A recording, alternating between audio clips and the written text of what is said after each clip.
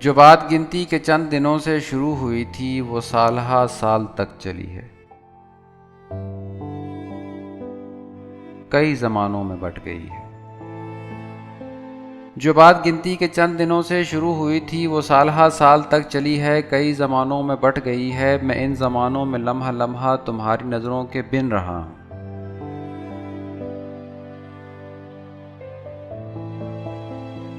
میں اب تلک بھی تمہارے جانے کا باقی نقصان گن رہا ہوں۔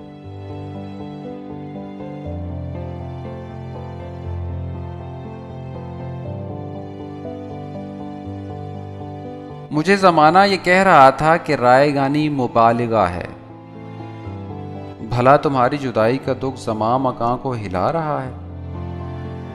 بھلا ریلیٹیوٹی کی سائنس کسی کے مڑنے سے منسلک ہے؟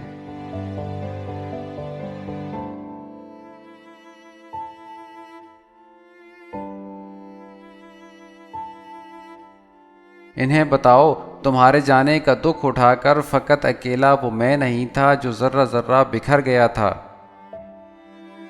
تمہارے جانے کے کچھ دنوں میں ہمارا ہاکنگ بھی مر گیا تھا، اور اس کی تھیوری کے کالے گڑھے جنہیں ہمیشہ تمہاری آنکھوں میں دیکھنا تھا وہ میرے چہرے پہ پڑ گئے ہیں، وہ میری آنکھوں میں گڑ گئے ہیں۔ تمہارے جانے کے بعد سب کچھ 180 کے زاویے پہ پلٹ گیا ہے کہ میرا ہونا تمہارے ہونے سے منسلک تھا۔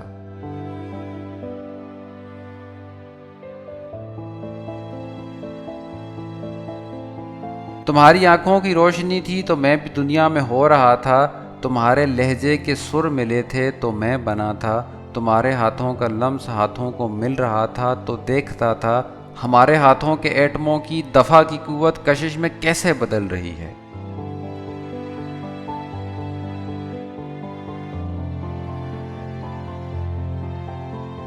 پر اب تمہاری نظر کہیں ہے، تمہارا لہجہ بھی اب نہیں ہے، تو تم بتاؤ میں کس طریقے سے اپنی ہستی کو نیستی سے جدا کروں گا؟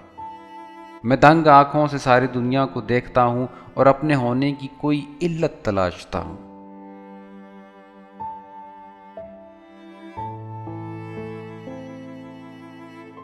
عجیب طرح کا بے نشاں بے مقام دکھ ہے۔ سمجھنے والے سمجھ گئے تھے یہ رائے گانی ہے، رائے گانی تمام صدیوں کا خام دکھ ہے۔ میں اب حقیقت سمجھ رہا ہوں، تمام دکھ تھا، تمام دکھ ہے۔ تمہیں بتاؤں کسی کے ہونے کا کوئی مقصد کوئی معنی کہیں نہیں ہے۔ اگر تو نیٹشے نہیں مرا ہے تو اس سے پوچھو کہ کیا کریں گے زمیں پہ رہ کے؟ پلے بڑھیں گے، بقا کی خاطر لڑے مریں گے، پھر اپنے جیسے کئی جنیں گے اور اس جہاں سے نکل پڑیں گے۔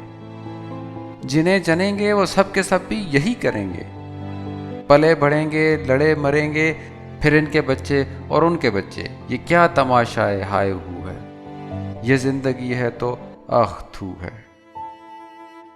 اسی کراہت کے ساتھ کتنے زمان گزاروں، میں کس مروت میں رائے گانی کا دکھ گلے سے لگا کے رکھوں؟ تمہیں بتاؤں کہ یہ اذیت بھی بے پناہ ہے۔